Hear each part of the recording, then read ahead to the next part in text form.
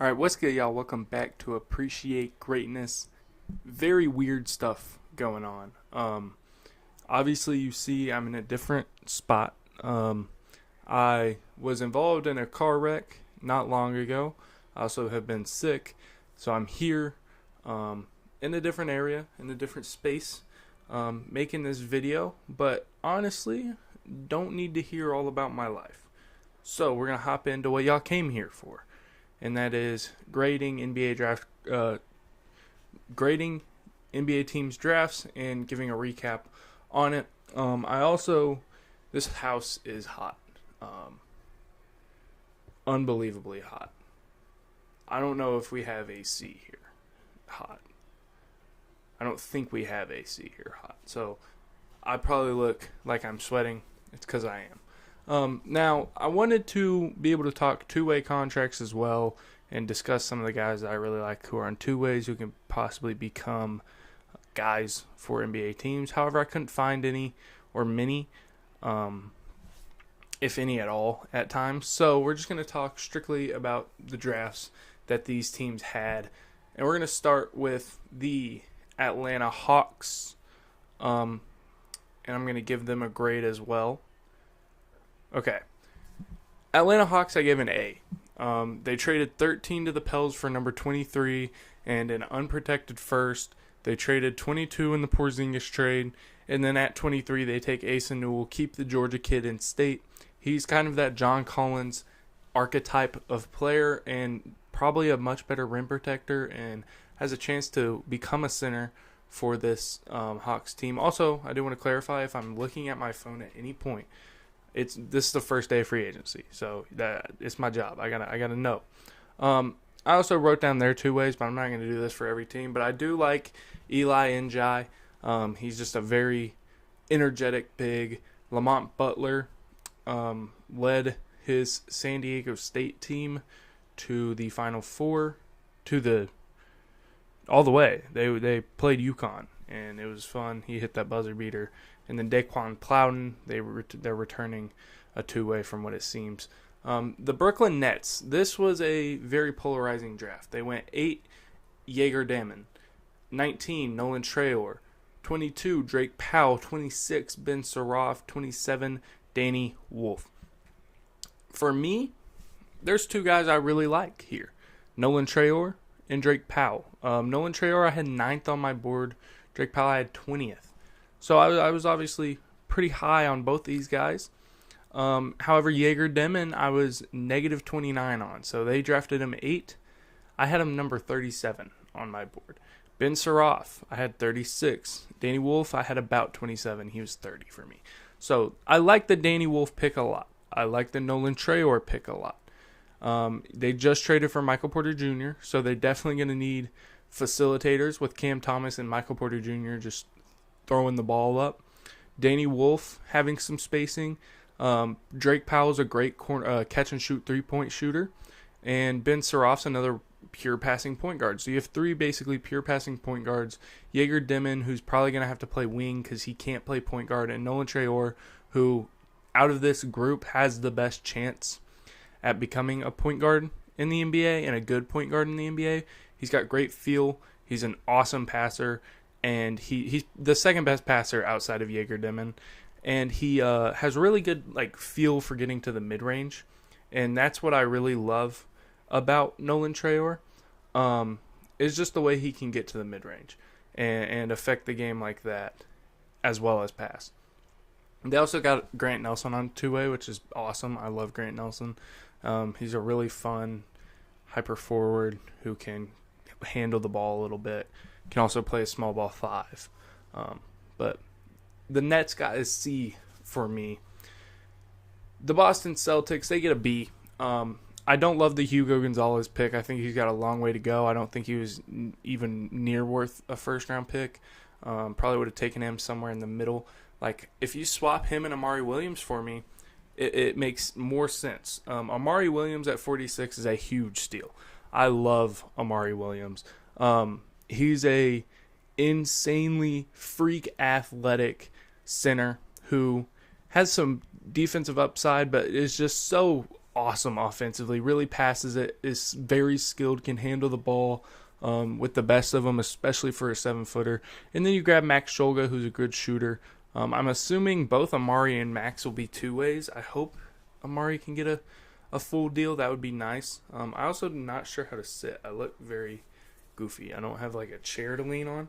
I guess I could, hold on. You get to see some leg here. I can just chill all the way back here until I have to scroll. Charlotte Hornets, number 4 pick, I don't know if I graded the Celtics. I gave them a B. This feels like a laid-back podcast right now. What if I, hold on. Let me get this here. Shout out Cam Newton. He's right here. The Charlotte Hornets had pick number 4. They took Con Knipple. Then at 29, they took Liam McNeely. 33, they took Sion James. 34, they took Ryan Kalkbrenner. They got Caulk and Ball out there in Charlotte. I love this draft. I give it an A on the grade. Knipple is a very safe low or high floor pick. Liam McNeely is a shooter who didn't really shoot well, had a lot of responsibilities at UConn. I was very low on him, but I can see him working out. Sion James I was very high on. He's a great defender, can do it all, ran point guard for the great Duke team last year, but can also play off ball. Isn't like a knockdown lights out shooter, but can shoot the ball. And then Ryan Kalkbrenner is, normally there's this thing of like, don't take old bigs, don't take old centers in the draft. Ryan Kalkbrenner to me breaks that rule. I've talked about him a lot on this channel, but he is a generational rim finisher. If you, I don't know, NBA University will post those things of like rim percentage or whatever, field goal percentage around the rim, and there are college accounts that do that, or there are Bart Torvik. You can go look. Ryan Kalkbrenner is heads and shoulders above the rest when it comes to finishing around the rim. He's a generational rim finisher. He was a 3-time Big East Defensive Player of the Year, and in the Big East in college basketball is a massive conference. 3-time Defensive Player of the Year there. Has some stretch 5 ability. Like, this is an awesome pick, and it looks like he's going to play a ton for the Hornets, so they really believe in him. And I hope he starts opening day. I got baseball brain a little bit. I've been watching some baseball. I hope he starts opening day. Oh my gosh, the Hawks signed Nikhil Alexander-Walker. I'll do a free agency recap too. I love that. That team is scary. Anyway, love Kalkbrenner. Love what the Hornets did in this draft. A. The Chicago Bulls, I give a C+. At 12, Noah Asingay, and at 55, Lachlan Ulbrich. Both kind of high ceiling, low floor picks. Asingay, though, is a guy who I said has more of a floor than most like high ceiling picks you take, if that makes sense, or high ceiling swings you take, because he has some indicators. Those indicators being the free throw rate and the transition finishing, which normally is a pretty good way to show that a guy is going to be a star. And Asingay does that, but he's also the reason I really like him as just a more of a high floor than a low floor guy is what he does off ball. He does most of his scoring off ball, whether it's in a pick and roll, in a roll in the pick and roll, or off a cut, or in transition. He doesn't necessarily need the ball to score, and I do love that. Lachlan Ulbrich is just a high ceiling, low floor guy. In the NBL, he was taking the ball off the backboard and pushing it in transition. He's kind of a really fun player, but I don't know what he's going to be for the Bulls. I give it a C+. Thinking about it, I probably give it a B. I just think Carter Bryant there, Thomas Sorber being there, and you need big. I think both those guys were higher on my board, and that's the reason I gave him a C+. But I do like the Noah Asingay pick, and so I probably am going to change my grade to a B for them. Moving to the Cleveland Cavaliers, I give them a B as well. I love the Tyrese Proctor pick. He improved the jump shot every single year in college, improved really everything every single year in college did have the tendency to kind of fall off in big games. Until this year's tournament, he had a pretty good tournament. And then Salou Niang, I can barely read what I'm looking at. I'm kind of half guessing. It's a long way away. You can't really tell. It is a long way away. Y'all are so far. Salou Niang, probably not going to be much in the NBA, but he's high energy, Frenchman. That's all. That's all I really got for him. He was like 70 something on my board. The Mavericks A+, Cooper Flagg. Moving on. Nuggets F, no picks. If you had no picks, I give you an F, unless you made a trade. We'll get there. The Pistons, I gave a B+. They had 37, and they did a damn good job with it. They take shooting, and you can never have too much shooting. But Chaz Lanier is a great shooter. He's a guy who can do a little more than just straight shoot, but he was a straight shooter at Tennessee this year and showed the ability to create his own a little bit, which I really loved. The Warriors, I gave a C to. I don't love what they did. Obviously, it's 52 and 56. That was their picks. They took Alex Tuhey and Will Richard. But I think there were different avenues they could have gone down. They traded out of 41, I want to say, or like somewhere in the 40s. Maybe it was like 49. I think it was 41, though. That's why I gave it a C. I think you should just pick high in the second round and get your guy instead of getting 2 second-rounders. But get a guy. Like, even if you take Alex Tuhey there, just pick. But Will Richard, Alex Tuhey, don't have much to say. Will Richard was awesome at Florida this year. He's a dog. Good defender. Just kind of a pure shot maker. And then Tuhey, I'm not very high on. I'm much lower than most on Tuhey, which is saying something because he went 52 in this draft. But yeah, C for the Warriors. The Rockets, I gave them an A-. My hand's getting tired. They traded 10 for KD. A-, you know? I think it makes sense. The Pacers, I give an A. Cam Jones, I might look short, which scares me. I hate looking short. That's my biggest phobia. Phobia, is that the word? Dude, I'm 6 feet tall and I play basketball. I can't look. I gotta look tall at all times so I can tell myself I'm like 6'2". I want to be 6'4" so I can play the 2 and not have to play the point. Anyway, speaking of a guy who can play the 1 and the 2, Cam Jones was drafted to the Pacers. I give them an A. Pick 38 for Cam Jones. He was 28th on my board or 26th on my board. I love Cam Jones. Drives insanely well both ways. Can play on and off the ball. With Tyler Kolek and Oso Ighodaro on that Marquette team his junior year, he was still the main guy, the main scorer, but he wasn't the main ball handler. He didn't have to set his teammates up as much.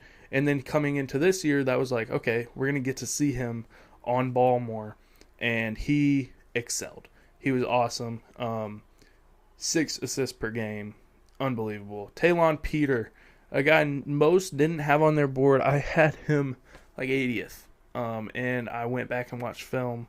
I know he works with numbers on the board, works with Pierre Andreessen. Is it Christopher? What's his name? Man, I'm sorry to him. But he did a little dive in. I love Talon Peters' game. I don't think he's going to do a ton, but he is insanely efficient, can shoot the lights out of the ball, went to Liberty. I gave the Pacers an A. The Clippers, this one's going to shock some people, B+. I love Yannick Konan-Niederhauser. He's another guy I had lower on my board. I've gone back and watched. Very raw guy. But you have now Zubac. You have now Brook Lopez. And so those are two guys who are kind of stuck to the floor bigs. You can get an Energizer Bunny out there, Yannick Konan-Niederhauser. Let him run and jump around. I mean, this guy, insane athlete, insane wingspan, blocked a lot of shots at Penn State, insane potential. I kind of really like Yannick Konan-Niederhauser now. Don't love the rebounding, don't love the offensive game yet. Definitely needs some polish, some developing, but I do trust the Clippers with James Harden to be able to develop him. If anyone can, it's them. And then 50, Kobe Sanders. I was a little higher on Kobe Sanders. Just a 6'9" guy who can have the ball in his hand. Is kind of a skilled scorer. gets to his shots. He's a little slow, doesn't have like the quick step or the twitch that I would like to see, but he's definitely a good player and good enough for them to get a B plus for me. The Lakers, I forgot to grade, but Adu Thiero at 36 for the Los Angeles Lakers is such an unreal steal for them. Thiero is not a good shooter, which worries me. I don't know what his fit on the Lakers is going to be, but he's an insane defender, an insane cutter, and I think playing off a guy like LeBron, and if he can play in that Cam Reddish role where Cam Reddish was supposed to play, even as a non-shooter, I really like it. I'm going to give them an A-. I really like Adu Thiero. Just Jimmy Butler-esque player. I really like Adu Thiero. Grizzlies, A+. Cedric Coward at 11. You trade up to get your guy. I'm always a fan of that. Trade up to get your guy. Cedric Coward was one of my favorite players in the draft. I think he was 7th on my board. I'm very high on him. I think he has star potential, especially on the Grizzlies. They develop like madmen, but obviously no more Taylor Jenkins. We'll see what happens now. Then at 48, they get the biggest dog in this draft, Javon Small, point guard from West Virginia. He picks up at the point of attack like an aggressor, good playmaker, good shot creator. Did it all for West Virginia last year at 6'1", maybe. Almost took them, should have taken them. As a UNC fan, you see my Panthers stuff here. Cam, I just ripped the fat head off the wall. Christian, and hold on. Oh, I can't pause. I'll keep talking though. Javon Small almost carried them to the tournament. Should have over North Carolina. I guess I just can't pause the recording. So I'm not gonna stop. I was gonna go get my. I have a couple North Carolina things just sitting on the floor right now. And then Jemai Mashak, the second biggest dog in the entire draft. Just an Energizer Bunny. One of those guys. Plays great defense. Was the first guy on the floor for a loose ball. Crashing the boards. Crashing the offensive boards. Whatever you need him to do, he gonna do. Shout out Ant. Moving on. Miami Heat A.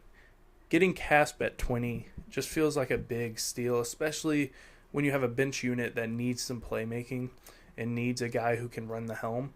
It's Casp. I love it for them. I don't think there's too much more to say. If he can develop in that Tyler Hero path and just as a better passer, I would love that for them. I would love to see them move on from Tyler Hero with Jokic Jonas, but we'll see what happens there. Shout out Davion Mitchell. We love that guy. Milwaukee Bucks, C+. Don't love Markovic. He does have some stretch potential, which I think is where this comes in. But he's just kind of Poku. That's really what he reminds me of, is Alexei Pokushevsky. But I do understand, like, okay, we have Giannis. Let's try and get Markovic. I don't know if they're going to Euro stash him. I don't think they are. But he's a potential guy that you can Euro stash for a year and then bring over. But I give him a C+. I think you have only one pick 47. You're in hell already. I just don't like the Bucks situation, so C+. Minnesota Timberwolves, I gave a D. I did not like their draft. Johan Behringer at 17. Rocco Zerkarski at 45. Is that what that says? It was 45 or 48. I'm going to just get closer. 45. Two bigs. Obviously, you're waiting for Rudy to leave, and you want to develop Johan Behringer.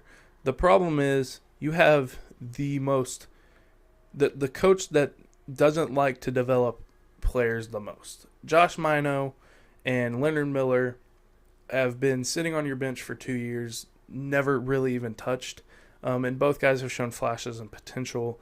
Rob Dillingham didn't play this year. Terrence Shannon barely played this year, and then come playoff time they throw him in and he shows what he can do. Like, he doesn't like developing people. Chris Finch doesn't. And that's what my biggest problem is. Why get a project if that's your coach? Why get a project? You have 17. There's plenty of guys, and I don't remember off the top of my head right now, but there's plenty of guys you can go out and get. Now, I do like, bringing in a French guy, can learn from Rudy a little bit, and Johan Moncada, Johan Behringer. I don't know why Johan. I'm telling you, I'm in baseball mode for some reason. Rocco Zerkarski, Brisbane Bullet, I believe, in the NBL League. That was contradictory. I said National Basketball League. Anyways, Zerkarski, very injury prone. Wasn't great this year. Would have went undrafted in any of my mock drafts. I'm just not very high on him. Is 7'3" though, so that's cool. Next up, we have the New Orleans Pelicans. We're getting close to the end here. 7. I didn't rank this one either. Oh, this one's going to be tough to rank on the fly. 7, Jeremiah Fears. Fears, one of my favorite players. He's my guy in the draft probably, especially after the suit he was wearing. That boy was looking fly. Derek Queen at 13. That one I don't understand. Can I make a rhyme out of een? Not one that is something I'm going to put on this channel probably. After that, we had 40, Micah Peavy. And Peavy is just a pure defender to me at the NBA level. I don't think the scoring translates. I don't think much of the ball handling is going to translate. And that kind of worries me. I don't love the Peavy pick. I don't love the Derek Queen pick because he is literally like Zion without the athleticism and better touch around the rim, I guess. But, like, they can't play together because that defense would be too terrible. Unless you play Zion at the 3. But then are you going Trey Murphy, Jordan Poole, or are you playing without a point guard? You just have so many options. I don't know that Derek Queen plays a lot this year, would be my guess. Jeremiah Fears, I think, is going to have a quiet first half of the season. In the second half, going to play really meaningful basketball for this team off the bench. I love Jeremiah Fears, man. I give this draft, knowing what they traded, a C+ or a C. Not a big fan. But not like that Jeremiah Fears pick is carrying, man. Next, Mo Diawara to the Knicks. I mean, C. Not much to talk about. Same kind of thing I've been saying. He's a tweener, 3-4 guy, high energy. Kind of played a little point guard. Where he played for Cholet, I think, somewhere like that. Solid player or whatever. The Thunder, A+. Thomas Sorber at 15, Brooks Barnhizer at 44. Barnhizer will be a two-way player, but he's going to be converted. That's my prediction. He's gonna get converted at some point. This dude is a dog. 7'2" wingspan, I believe, or 6'11" wingspan. He has a +5 wingspan. I think he's 6'6", not 6'8". Even if he was 6'8", he wouldn't have a 7'2", he'd have a 7'1". Anyway, got a +5 wingspan. Plays a lot of defense. Did everything for this Northwestern team this year. Broke his mouth, basically. Dunked, fell directly on his mouth. Came back 2 games later, dogged up. Took a lot of contact that game. It was awesome to watch. And then Thomas Sorber, Georgetown big. One of my favorite guys in the draft as well. I was way higher on him than consensus. Just a kind of... His stock rate is insane. 2 blocks, 1.5 steals. Event creator is what they're calling it. I find that very funny. My eyes are bothering. My allergies are terrible. He's an event creator or like a defensive playmaker is how I would put it. Steals and blocks. But he's great there. Awesome short roll passer. I think that's what's not getting talked about enough with him. You hit him in the short roll, he is such a sick passer. He reads it so well. I would not be shocked that once Isaiah Hartenstein's gone, which shout out Isaiah Hartenstein, love that dude. He was awesome for OKC this year. He's been giving back to the community a lot so far, so shout out Isaiah Hartenstein. But when he's gone, Thomas Sorber, Chet Holmgren lobs are going to be nasty. Magic, A-. Jace Richardson, Noah Penda, 25 and 32 respectfully. Richardson is a dog. He's such an efficient, pure offensive player. He can do whatever you need him to. I think that's exactly what the Magic need. They need a guy who can catch and shoot, but they need a guy who can create a little, but they need a guy who can get inside, but they need a guy who can kick out, but they need a guy who can play make. Well, you got it all in Jace Richardson. I think he's ready day one to come and play for the Magic and play a role. Now, 32, Noah Penda, I don't think he's ready yet. I think he's an insane defender.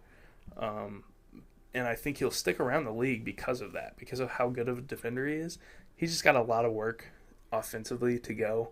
I don't know that the Magic are particularly great offensive developers, but I could see it. I wanted to go get ice cream. It's getting dark out there. I'm looking for anything more. Tyus Jones, a trade. It's just Nikhil and Dyson. That's so sick. 76ers, I give it B. I love the VJ pick. It's the first time they've had a defensive stopper in a long time. Don't love the John Broome pick at 35 at all. I've actually fallen quite far down on Johni Broome. But I do think the VJ pick, especially it being a first-round pick, trumps. It's the trump card. B. Phoenix Suns, A+. Kaman Malawach at 10. Rasheer Fleming at 31. Kobe Brea at 41. And Mark Williams for 29. You can do whatever you want with that big combination. You get the most skilled big. You get the best center in the draft. The highest ceiling center in the draft by far.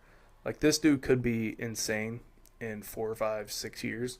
Rasheer Fleming, just a pure 3-and-D guy, should not have fallen to 31. Cannot believe he fell out of the first round. My phone's going crazy. I thought something happened. Nigel Hayes-Davis signed to the Suns. That's awesome. Nigel Hayes-Davis, EuroLeague champion, won the Finals MVP out in the EuroLeague. I tried to watch as much of that as I could. I love hoops, man. A+ for the Suns. Kobe Brea, just pure shot maker. 45%. Shot 50% at Dayton, 45% at Kentucky.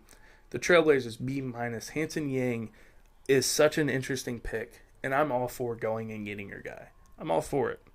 I do think there were rumors that maybe he's not there at past that, and trading back in, whatever. It'd be a bear, and so I understand that. Go get your guy. It's just going to be interesting to see him alongside Klingon. I don't think he's a great rim protector, despite the 3 blocks he averaged in China. I think just defensively as a whole, he's got a long way to go. But you have Donovan Klingon beside him, who is unbelievable and really just made that. Him and Steph Castle made that UConn team so good defensively. The Spurs, speaking of Steph Castle, Dylan Harper. I'm so sorry. Y'all probably hear me hitting the hell out of my mic. Dylan Harper. I don't like my knee just being out. And Carter Bryant at 2 and 14, A+. Carter Bryant, Energizer Bunny, great defender. I keep saying this, especially on this channel. Keon Ellis at 6'8", with a little bit worse of a jumper. And then Dylan Harper, just the best rim pressure in the draft. Gets downhill, finishes both ways. He's awesome. The Kings, I gave an A to. I love Nick Clifford. He's a do-it-all. He's a smaller Cooper Flagg. He does everything really well. I worry a little bit about the catch-and-shoot 3, and that's it. Maxime Reynaud, big upside swing. Can dribble a little bit, can hit the 3. There's a clip specifically of him on a left wing, pump faking, dribbling in, and yamming. And that's kind of what, if there was a clip of what like his potential could be, I would show people that. We have 3 more teams. The Raptors, I gave it B+. Colin Murray Boyles and Elijah Martin. Great defenders. It's just a weird fit with Scotty Barnes and Colin Murray Boyles. And then Elijah Martin is just kind of, I'm not super high on him because offensively I don't love what he produces, but he's a great defender, that's for sure. The Jazz, I give a C+. Ace Bailey at 5, Walter Clayton at 18, John Tonje at 53. It's interesting. Ace Bailey, does he want to be there? I don't know. Does he really fit there? I don't know. I'm not in the camp of giving Ace Bailey as many touches as possible is good for him. I'm in the camp of putting Ace Bailey in a confined role and making him play that and slowly increasing his touches is what you need to do.